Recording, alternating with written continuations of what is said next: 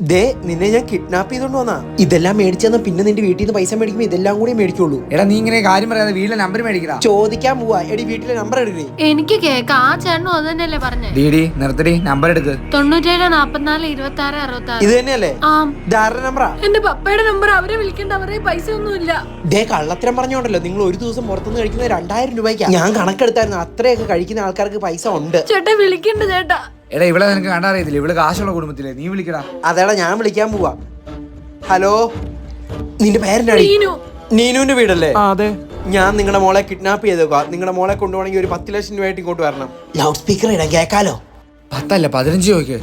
10 അല്ല 15 വേണം. പിന്നെ ഞങ്ങൾ വരുന്ന വഴിക്ക് 2 ബിരിയാണി മേടിച്ചു, ഒരു ബ്രെഡ് മേടിച്ചു, ഒരു ജ്യൂസ് മേടിച്ചു. അതിന്റെ ഒരു 500 രൂപയും കൂടി റൗണ്ട് ആക്കി തരണം കേട്ടോ. ഒലക്ക തരും നിനക്കൊക്കെ. ഞങ്ങളുടെ തലേന്ന് തുടങ്ങി, ഇനി നീയാ നോക്കണ്ടേ. അതെന്നാ അവക്ക് തിന്നാൻ വേണ്ടി വീടിന്റെ ആധാരം വരെ പണയം വെച്ച ഒരു ദിവസം 2000 രൂപയൊക്കെ മേടിച്ചു കൊടുത്തോണ്ടിരുന്നത്. ഇനിയിപ്പോ ഞങ്ങളുടെ തലേന്ന് തുടങ്ങി, ഇനി നിങ്ങൾ തന്നെ വെച്ചാൽ കാണിച്ചു വെക്കല്ലേ.